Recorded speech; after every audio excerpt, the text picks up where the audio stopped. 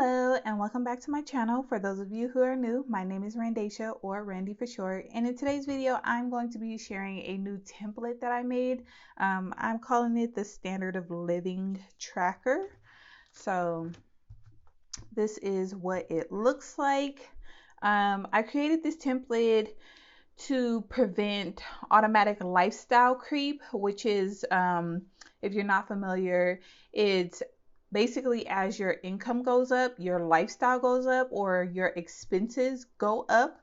And to make sure that I'm living the life that I want, I'm going to use this new tracker that I made.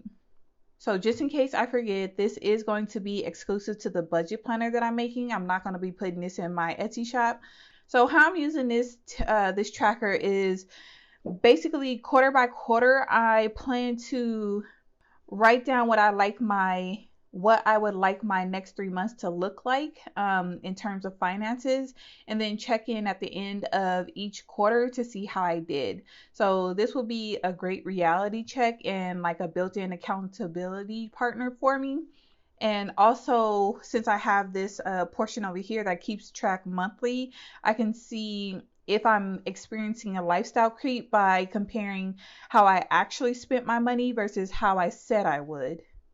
Also with this, my goal isn't to exactly match what I listed at the beginning of each quarter, but to be somewhat close to it. And if I'm not close to it, that's okay. I just want to understand why I'm not close to it. So then maybe next quarter I could probably add those increases to my my baseline standard of living, or make the decision and determine whether those were like one-time expenses or not. And it's okay to just leave them out for the next quarter and stick with the beginning expenses that I had for the current quarter or not.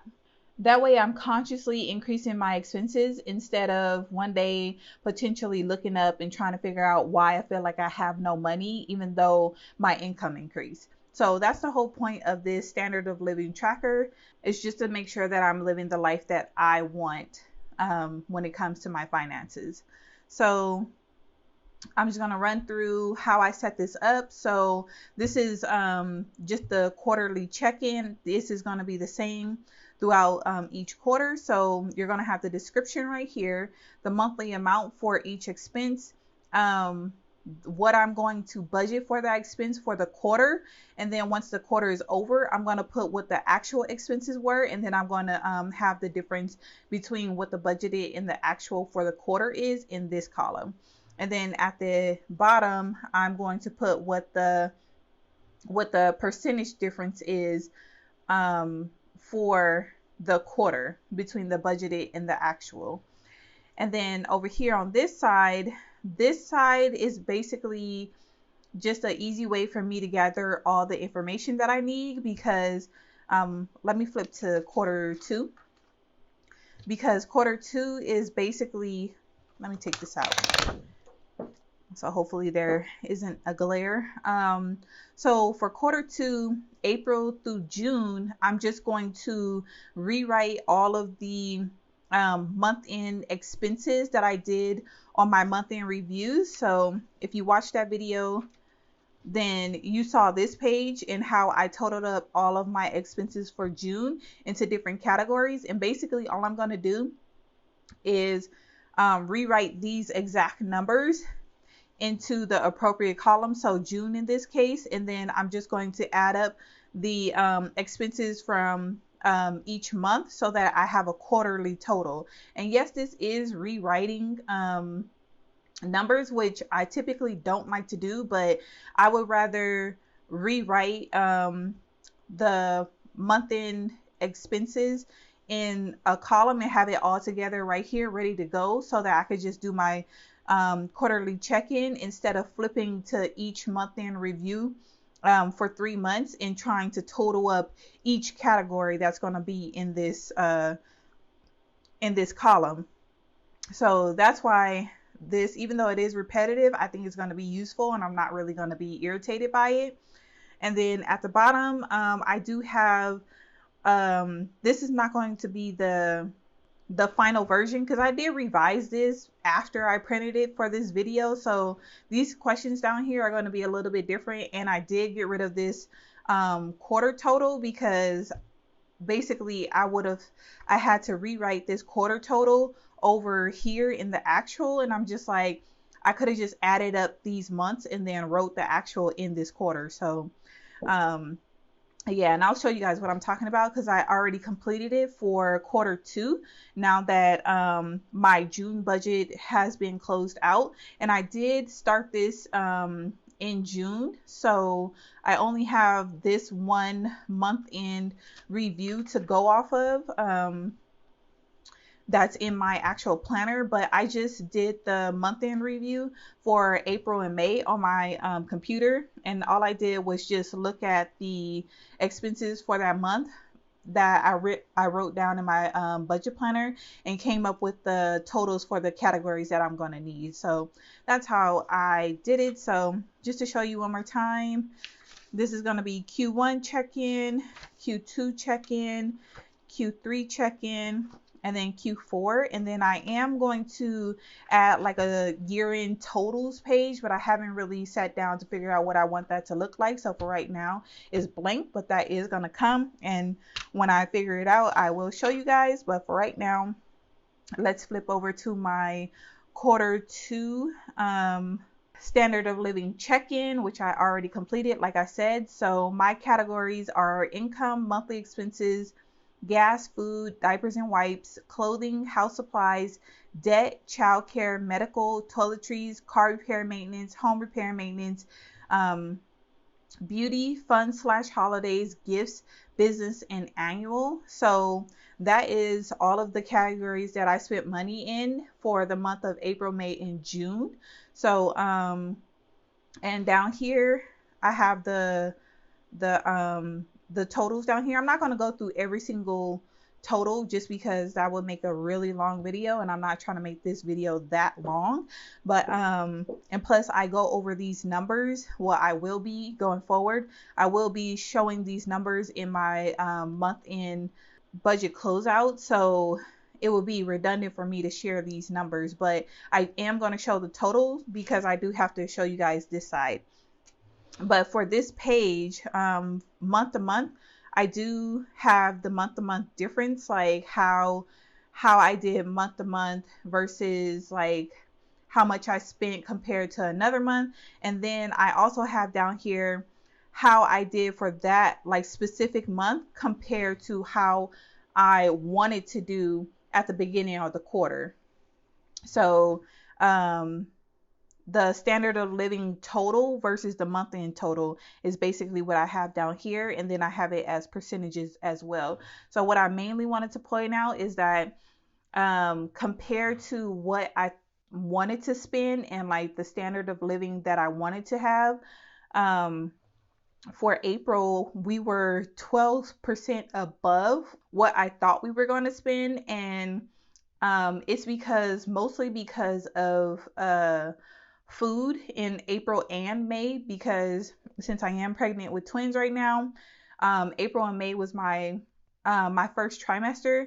So I was just eating up a storm. So, and I could see that right here in this food line where typically we set aside $500, but we were up in like the $700, $750 range for April and May when it came to food. So that right there, I just know at a glance. And I like back on the monthly closeout pages, so which I only right now unfortunately have for June because I started it in June. I have like a summary of what happened for that month compared to last month right here on this page. So if ever I need to like really understand what happened on this page compared to the last page, well, I already have that information because I wrote it down during my month-end budget closeout. So that's that. But what I wanted to also show is that As you can see from April, May, and June, our standard of living total versus our month-end total has been steadily going down. So in April, we were 12% above, May, we were 10% above, and this month in June, we were 8% above what I thought we were going to spend on the monthly expenses for like the quarter. So I'm fine with that. So most of it has been going to food, like I said, which I'm fine with. So yeah, but that's basically this page. So moving on to this page, I have right here the same categories, and you can see like they're color coded, and each month is the same. And I'm going to keep these colors the same from month to month so that it's easy to like figure out what's going on across the months and quarters. So how this page works is basically I write down the categories, like I said, I put the monthly amount for that category, and then I figure out the amount that I need to budget for that quarter, which basically means I need to times this monthly amount by 3 because there's 3 months in each quarter. So for example, our income monthly, we're expecting $4,900, which means our estimated amount is $14,700. But for Q2, we actually brought in $15,170.18. So that was actually pretty good. And I'm going to color code this to just like summarize what was good and what was like we need to possibly work on. So higher income for Q2, always a good thing. Our monthly expenses for the quarter, we budgeted $8,130.39, but we actually spent $8,222.43, which was $92.04 over. So that means we spent more in our monthly expenses, which isn't really a good thing, but it's not that much over. So that's okay. And then for gas, we budgeted $660 and we spent $660. So no net change there, which is good. Food, we budgeted $1,500, but actually spent close to $2,000. So we were over on our food budget by $450. So I'm going to highlight that red because we definitely don't want to be spending a whole bunch of money on food. And like I said in my previous video, I am trying out a monthly meal plan. So I'll let you guys know how that goes. What I'm trying to do is meal plan for the month and then go bulk shopping for most of our ingredients for like shelf stable stuff and just like snacks and meat and things like that that'll last a while or that we can freeze. I want to go and buy the bulk of it for the month. Well, I'm going to start off with going like grocery shopping for 2 weeks and start like that and work my way up to 1 month. So we're going to go to Costco every 2 weeks and then buy what we need for 2 weeks worth of like meals. And then we're going to make weekly grocery trips for fresh items. So mostly produce, so that grocery trip will be a small amount and it shouldn't really be too much. So I'm hoping that works and we can cut down our food budget. So I'll let you guys know how that goes. But for diapers, we budgeted $120 and we spent $120, so that's good. Clothing, clothing is a sinking fund. So I wanted to have $60 go towards it, but we only put $20. So that means we were $40 short. So I'm going to highlight that red because we didn't meet our goal of putting $60 into clothing. And so house supplies, we wanted to put in 60 and then we put in 51.21, which isn't that bad. So I'm just going to leave that one like that. That one's not too bad. Debt, we actually, like, I put this together based on April's numbers. So back in April, we didn't have any debt. We were debt free except for my husband's student loans, which are in forbearance in our house. So I budgeted 0, but we actually bought a new car in, what was it, May? No, because we had 60 days. No, we bought it in April. But given the beginning of April, we still didn't have any debt. So this debt is new, and it is a bad thing because we took on debt. So there you go. Childcare, we budgeted $33.60, but we ended up spending $36.62. So we were about $300 over what I thought we were going to spend. So that was due to like various parties, as well as um, we had to pay for our son to be in their summer program. So I thought that was really interesting because he's been there since a couple of months of his life. So I guess at a certain age, we have to pay for him to be in their summer program. Otherwise, we have to pull him out for like a month or two while they run their summer program. So the summer program wasn't a lot. It was like $50 since he was already enrolled and given his age, but I still found that a surprise. So that's definitely something I have to note for next year and going forward for like the twins when they get enrolled. But yeah. So over on childcare, so medical is a sinking fund, and we wanted to put $60 in it, but we only put in $1.77, which is definitely not good because like I said, with these twins coming, we need as much money in our medical fund as possible. But I'm not too worried about it though, because basically we do have enough money to cover our medical bills just in case we hit our out-of-pocket max on our health plan.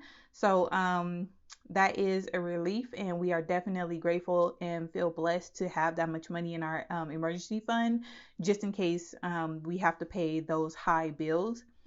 So I'm still wondering if any of you have any experiences with twin births. I'm wondering, are they going to charge us for like the birth as one birth, or are they going to charge us for each child as like a separate birth and charge us like it was two births? I'm leaning towards, because yeah, this is the US and they want their coins. I'm leaning towards they're going to charge us for two births plus my hospital bill. So if they do that, I have no doubt that we'll reach our out-of-pocket max. So unfortunate, but what can you do? This will be my last birth, so I will never have to worry about this again because ain't no more children coming out of me. So yeah, the next one is toiletries, and that is it's a sinking fund / cash envelope. Either way, we're saving up for whatever we need. And we wanted to put in $60 for the quarter, but we only managed to put in 20, which we were $40 short. But you know what? For toiletries, it's not that big of a deal because we have pretty much everything that we need, like 4 days, thanks to moms. Thanks, moms. So I'm not really going to mark that as red because it's not really a issue or something I need to focus on for next quarter. So I'm just going to leave that be. Car repair and maintenance. At the start of April, I was still in my Prius, and that Prius was sucking up, or not even sucking up, it was burning off engine oil like nobody's business. So we had to put $100 aside every month in order to buy engine oil. So with that, we were saving up $300. We were estimating $300 for the quarter to spend, but I only ended up spending $127.29 for the quarter because we ended up getting our new car in April. And this $127 was basically the fee for them to do a diagnostics test when I went into the Toyota dealership to look at the Prius. And then after they told me what was wrong with the car, which is basically the brakes were going to give out at any random point, as well as the car burning engine oil, which was an engine problem. And to fix it, it was going to take like $10,000 worth of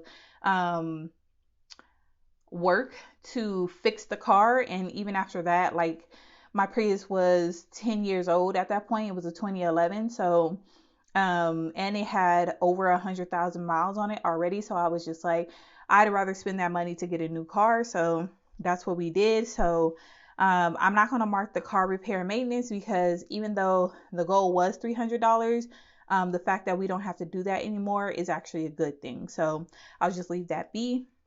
Home repair and maintenance is a sinking fund, and we wanted to put in $60, but we only put in $51.27.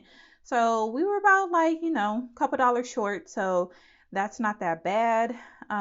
Beauty is a sinking fund, and I wanted to put in $30, but only put in 10. But the fact is, I'm not really concentrating on like beauty right now. So the fact that I did not meet my goal, I'm not mad at. So, and plus everything has been closed anyway. So my husband thinks I look good in any way, shape, or form. So as long as he's cool, after, I feel okay, and which I do. Like, of course, I miss getting waxes and my nails and hair done and all that kind of stuff. But right now I'm sacrificing so that we can be financially stable and not spending like $300 every month to make myself look good. So, I mean, it is what it is, and that is totally my decision. So, and my husband's fine with that. So, I'll be basic for now.